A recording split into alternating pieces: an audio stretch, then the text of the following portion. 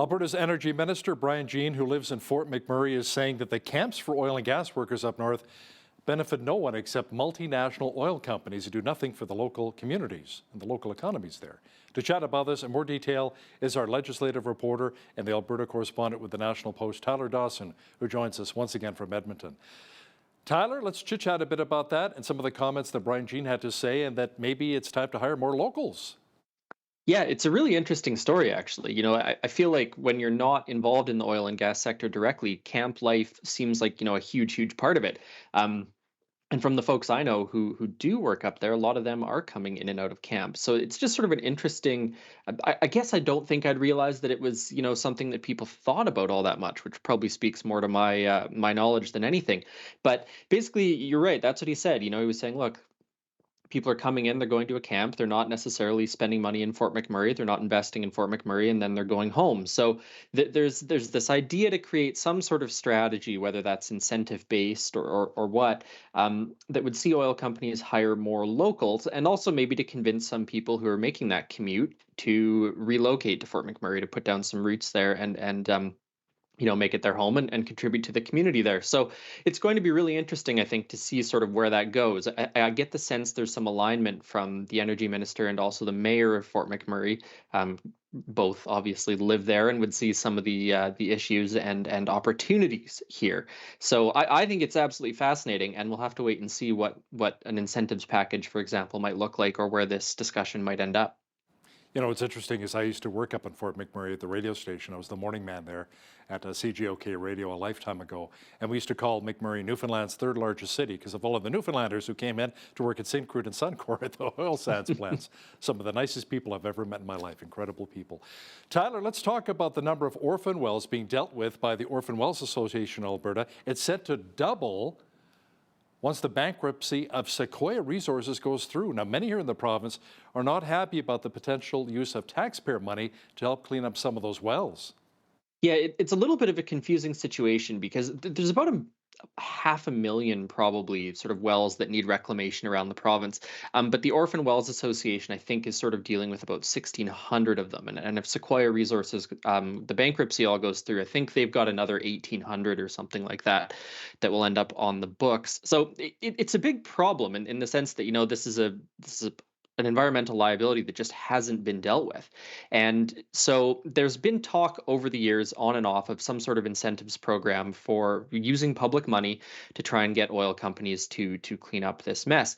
Now, here's where this gets a little bit sticky. Oil and gas companies are legally obligated to clean up these wells once they're finished with them. They can't really just leave them there. Although obviously a bunch of the wells were drilled at a time before before the environmental regulations and rules had really caught up. So that's part of the problem. And the other part of the problem is that, of course, if they're obligated, the people holding the public purse, they don't really want to pay. And so one of the sort of groups that might be on the hook a little bit for this might be some sort of, break on municipal taxes in order to incentivize cleanup of a well or something like that. But of course, the municipalities aren't happy about that. They would like their tax revenue paid, and they would like the companies to clean up their mess with out of their own pocket. So I don't know exactly where it's going, but I do think that this is going to be one of those things that sort of simmers rather controversially under the radar. There has been public money put up in the past. I think the federal government spent about $1.7 billion in the last couple of years to try and incentivize some of this cleanup. So, I guess it's not just Albertans paying for it either. It's folks from Nova Scotia and Quebec and all that who are seeing some of their tax money go towards this. So it's going to be controversial. I don't think it's the biggest, political news on the go at the moment, but I do think it's going to be controversial. Tyler, Premier Daniel Smith re-announced policies over the past few days that will change the rules around pronoun use and health care for transgender minors. Now, they appear kind of similar to what she announced last year with, a few minor adjustments? Well, it's almost entirely similar. I was actually just talking with the Premier's office earlier about this, and I was thinking, well, is any of this any different than it was when it came out, 6 or 7 months ago? And it is basically the same. There have been a few adjustments in terms of the management of it, and I'll give an example of that. So the rules, once they are in effect, will restrict those aged 15 and under from changing their pronouns in school without parental consent and parental knowledge and all that stuff. age 16 and 17-year-olds will be allowed to change their pronouns or name without parental consent, but their parents will need to be notified. And so one of the controversies that arose from this idea was the obvious one of, well, what if someone's parents, are really upset about this and harm the child in some way? What if the child is put at risk in some way by this disclosure to their parents? And so when Premier Smith put her video out on Tuesday, I think it was, she said there will be a whole protocol developed by Alberta Education to sort of support the student through that process and ensure their safety. Now, we don't know what that looks like, but that does sort of suggest that the Alberta government is looking at a little bit of what happened in Saskatchewan when they went through this announcement and similar process, and are sort of adapting to try and maybe blunt some of those criticisms or ameliorate some of those concerns and get out ahead of it. Now, the legislature returns, I think, on the 28th of October or something like that. It's coming up, and so we probably will see legislation on that relatively soon, and then the debate, I think, will really kick off in earnest. A new law called the Compassionate Intervention Act will be introduced sometime next year. Tyler, can you really explain what it is and how it will impact Albertans? Yeah, so this was first announced during the 2023 election campaign, and the government has sort of called it the Compassionate Intervention Act. What it really is, if you strip away the politicking, is sort of it would be involuntary treatment for severe drug addicts. So the way that that would work is family members or police or healthcare workers could apply to a court to have a person ordered into drug treatment. That's where a little bit of the question arises of what it looks like. I don't get the sense from the people I've spoken with that we're talking about secure facilities, some sort of asylum for drug seekers where they're going, or drug users where they're going to be forced into treatment. But it would probably be more like a court mandated treatment course, as happens on parole, for example, and things like that. So a person would be brought into a room, say, sat down, told what their sort of treatment strategy is going to look like, the times they need to be there, and so on and so forth. And the idea is that the philosophy behind it, anyways, is that there are people who are so sort of deep in the throes of drug addiction that they're not capable of making healthcare decisions for themselves. They're not capable of making the decision themselves to get off drugs or seek treatment or support or anything like that. Therefore, their family, police, courts, whatever, could step in and force them into treatment. And it's interesting because other jurisdictions are sort of bouncing around the idea as well. In British Columbia, where there's an election campaign going on right now, both the NDP and the BC Conservatives are in favor of this idea in sort of slightly different forms.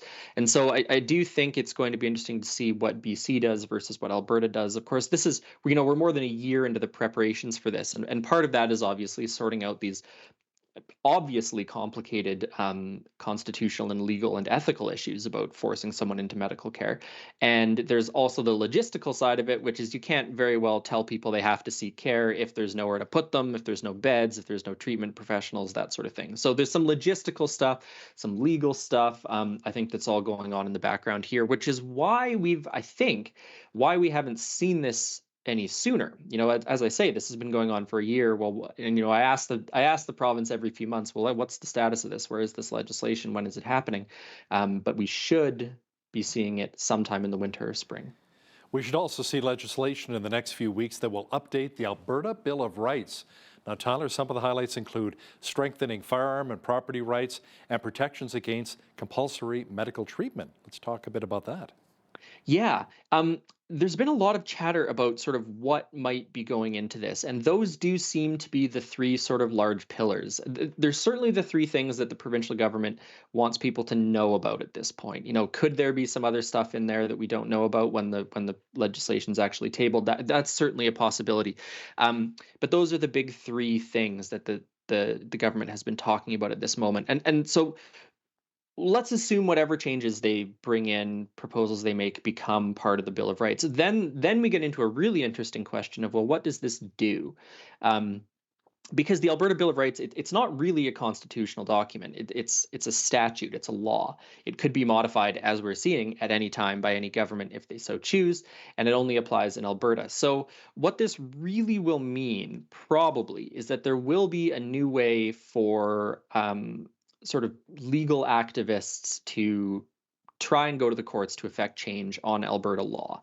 And that I think is really important because you could not ever have used, and you could not use even with these changes, the Alberta Bill of Rights to go after some sort of federal legislation. So the firearms example is a really good one.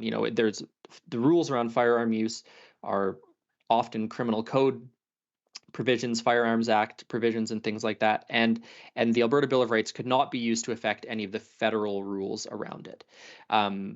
Same for a vaccine mandate in the Canadian Armed Forces. That's a federal thing. The Alberta Bill of Rights probably would not apply there. So it's going to be very interesting to see practically what this means because it hasn't really been used in a very long time. There are some cases from sort of the 70s before the Charter of Rights and Freedoms that the Alberta Bill of Rights was considered. But it's not really been a big part of the legal landscape since. So it's going to be very interesting to see, all these groups that make their living going to court over stuff, they're going to have a new tool. And the Alberta government as well is going to have a new sort of guideline or guidebook, shall we say, on legislation that it has that it is writing to try and sort of slot into. So it's really, really interesting. I'm fascinated by the legal side of it as much as the political considerations that are obviously going into things like medical treatment, firearms rights, and property rights, which I think it's fair to say are probably more a concern for UCP supporters than perhaps NDP voters in this province. Now, what I think is really interesting with tweaking the Alberta Bill of Rights as well, Tyler, is the protections against compulsory medical treatment. Now, wouldn't that also impact people who are forced into treatment when it comes to their drug addiction, the intervention? Because that's medical treatment, is it not? It certainly is, yeah. And the government has not really been put on the spot and forced to explain how it thinks these sorts of things are going to work. And there's other examples too. I mean, the classic example is religious groups that don't accept blood transfusions, and governments occasionally get into fights with parents in the case of a minor.